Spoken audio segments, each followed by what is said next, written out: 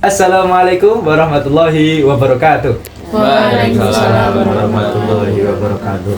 Hai generasi Mas Indonesia, kembali lagi dengan kita kelompok 2 dari kelas F4 yang beranggotakan 1, Ahmad Jafar, 2, Azhar Faizah, 3, Asa Amelina Saputri 4 dengan saya Muhammad Miftah Syifa. Dan saya kelima Nisita Kailaning Tias. Nah, pada kesempatan yang membahagiakan ini kita akan mengadakan podcast mengenai Bhinneka Tunggal Ika. Nah, bersama narasumber yang luar biasa ini, boleh perkenalan? Boleh, Oh, Ji. silakan. Ya, perkenalkan saya Chandra Rinayanti bersama dengan anak-anak yang hebat ini pada podcast bertemakan Bhinneka Tunggal Ika. Nah, bersama saya Bung Miftah yang akan mengawal podcast pada kesempatan kali ini. Nah, pada zaman-zaman ini banyak pemuda yang kehilangan itunya ya Bu, Apa? Bhinneka Tunggal Ikanya ya Bu. Bhinneka Tunggal Ika-nya maksudnya kehilangan Bhinneka Tunggal Ika yang pada poinnya yang mana nih? Bhinneka Tunggal Ika niku kan berbeda-beda tetapi tetap satu jua. Iya. Tapi di sekolah-sekolah niku banyak terjadi tawuran, kemudian geng-gengan, kemudian rasisme. Ah ya, oke. Oke, berkaitan dengan Bhinneka Tunggal Ika, kita tahu bahwa Bhinneka Tunggal Ika itu adalah maknanya berbeda-beda tetapi tetap satu jua. Betul. Kita bisa melihat di lingkungan kita, di sekitar kita. Ada banyak sekali perbedaan yang kita jumpai ya. Contohnya pada saat kita ke pasar, banyak nggak itu perbedaan? Banyak.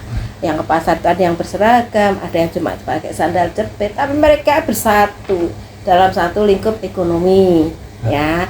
Itu salah satu wujud Bhinneka Tunggal Ika. Nah, kalau di sini berkaitan dengan tawuran atau perkelahian, kalau saya sih lebih condong itu ke mengarah ke Pancasila enggak itu ya. Gitu. Kalau mindset saya itu jadi ketika berbeda-beda itu di Indonesia ya, di Indonesia itu ada banyak sekali ragam budaya. Nah, dari berbagai macam ragam budaya itu kita bersatu membentuk yang namanya apa? Bhinneka Tunggal Ika tadi. Ya, Gitu, ya. begitu menurut saya. Nah, itu pengantar yang luar biasa bagus dari jenengan ya Bu. Nah, Iya. di terima sini- kasih. di sini niku kami punya pertanyaan-pertanyaan Iya. mengenai Bhinneka Tunggal Ika. Iya. Yang pertama niku, Bhinneka Tunggal Ika menurut Ibu kan mau sampun terjawab. Sudah Ah, terjawab, dengan jelas iya. ngoten Iya. ya. Nah, yang kedua niku pertanyaannya, bagaimana Ibu menerapkan Bhinneka Tunggal Ika di lingkungan tempat tinggal Ibu? Nah, kalau Bhinneka Tunggal Ika di lingkungan sekitar kita itu banyak sekali ya. Contohnya ya, kita kan rata-rata di sini kan pekerja nih ya. Contohnya ketika kita akan mengadakan pertemuan ibu-ibu ya, contohnya mau arisan PKK. Nah, di situ kan ada banyak sekali ragam ya. Ada yang bisa datang, ada yang tidak karena sesuatu hal. Contohnya kalau ibu sendiri tidak bisa datang. Kenapa? Karena pada saat arisan pada bubar, ibu baru pulang. Nah, dengan suatu perbedaan itu, maka ibu mengusulkan kalau seandainya arisan PKK itu dialihkan setelah maghrib, boleh enggak, bisa enggak. Nah, disitulah terjadi satu diskusi. Nah, disitu pada diskusi. Nah, kalau sore gimana? Enaknya sore. Ada yang setuju dengan yang setelah maghrib. Kenapa? Karena rata-rata pekerja itu setelah pulang kerja bisa istirahat dulu, mempersiapkan untuk keperluan keluarga, baru setelah maghrib kan agak longgar, baru mengadakan pertemuan PKK. Akhirnya terwujudlah satu kesepakatan bahwa arisan PKK setelah maghrib ya. Itu kan ada beberapa perbedaan yang diwadahi, akhirnya menjadi satu kesepakatan ya. Kesepakatan apa?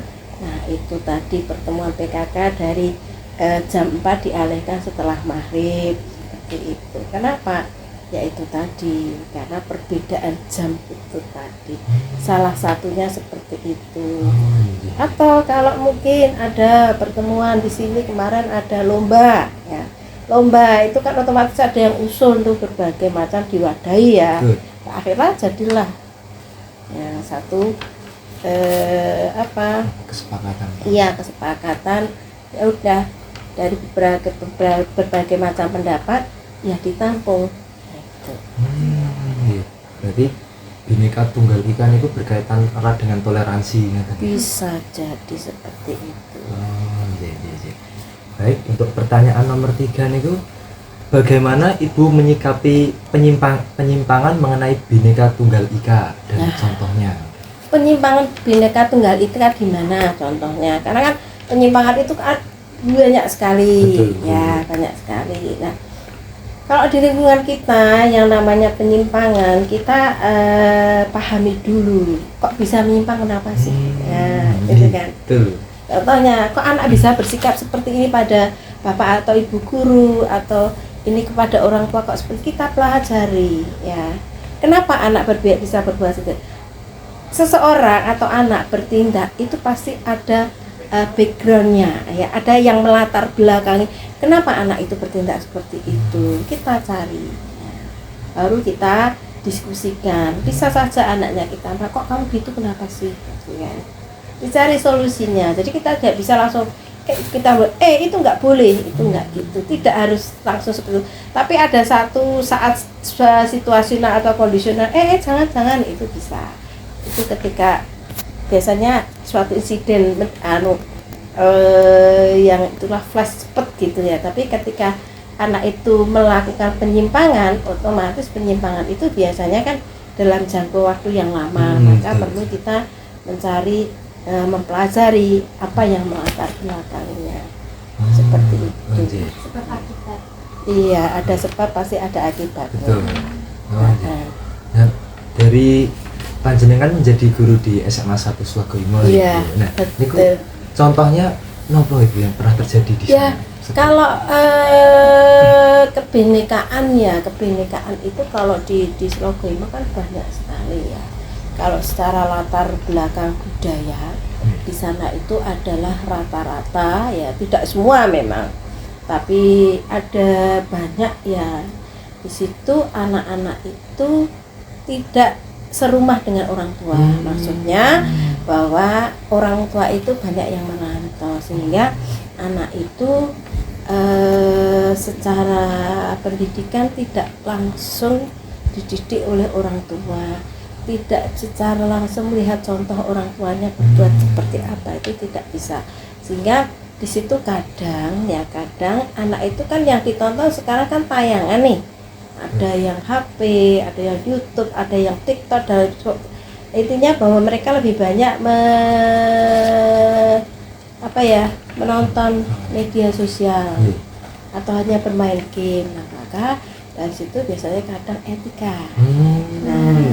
Secara etika mereka kurang, maka kita memang perlu menanamkan etika itu kepada, kalau di sana ya murid-murid ibu di situ.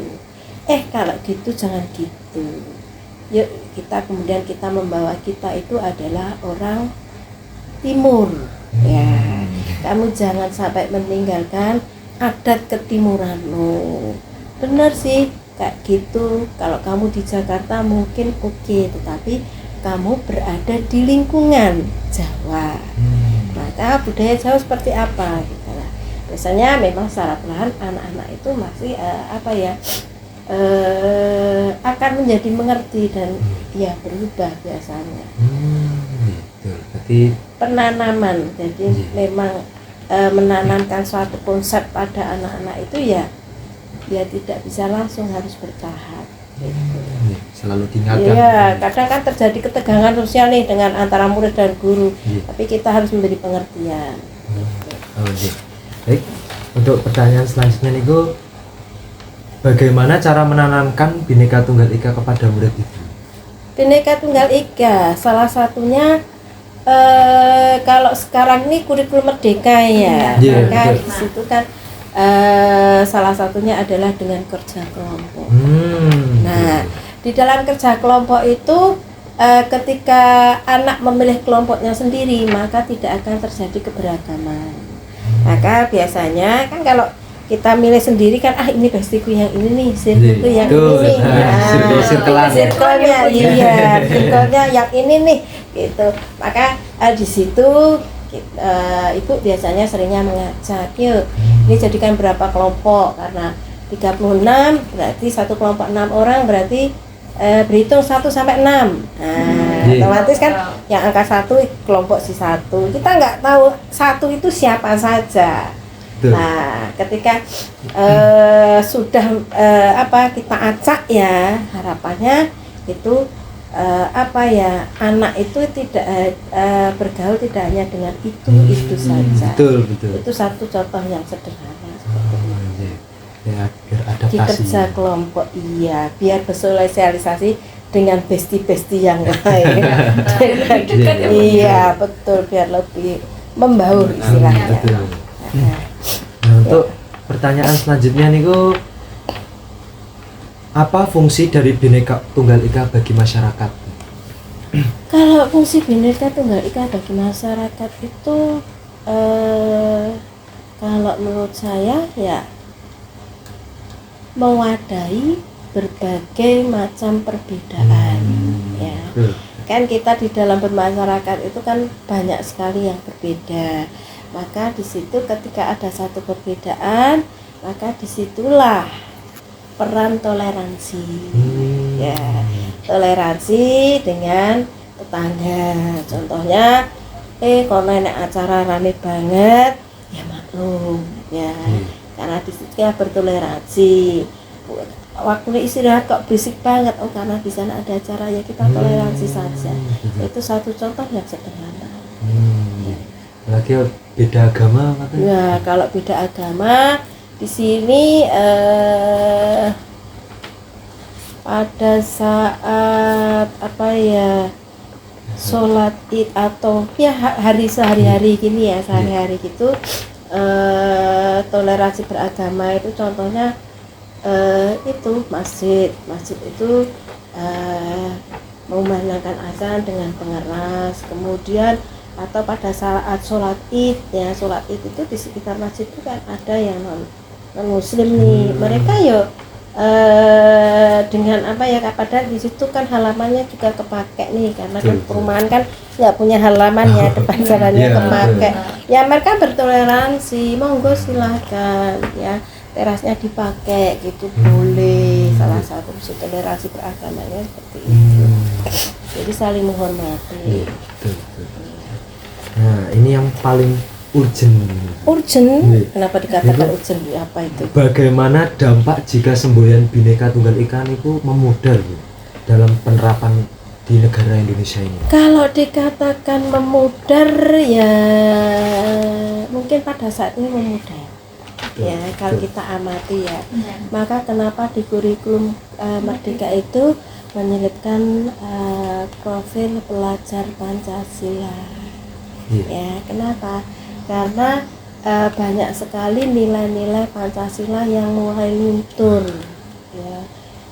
Itu mungkin salah satu dampak dari media sosial. Betul. Ya, jadi kalau dikatakan memudar ya, kalau saya ya mungkin kalau ibu salah ya minta maaf ya. Kalau saya ini nilai-nilainya ya, kalau istilah kain luntur. Nah, maka untuk membuat itu cerah kembali, maka kalian pada saat ini di dalam pembelajaran diselipkanlah profil pelajar Pancasila. Yang kalian di situ kan diberi berbagai macam proyek nih, berbagai macam tema.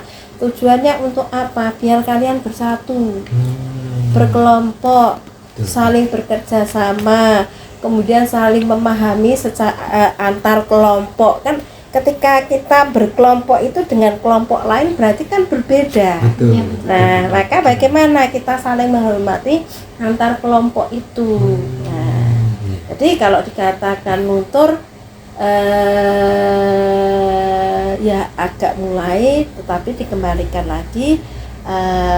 Sekarang pemerintah sudah membaca itu, maka salah satunya di situ adalah apa? Penerapan kurikulum merdeka tersebut.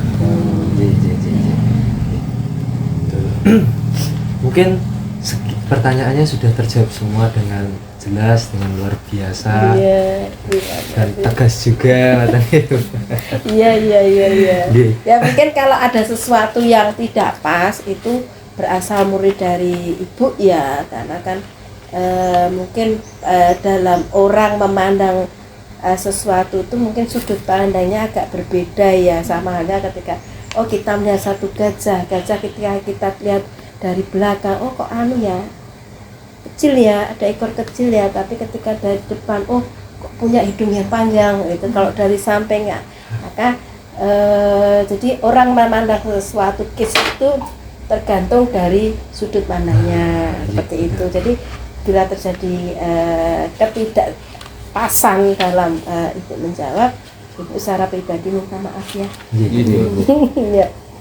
Berhubung dengan orang-orang pintar semua. Lah tambah dipintarkan lagi. Amin. Matur suwun nggih.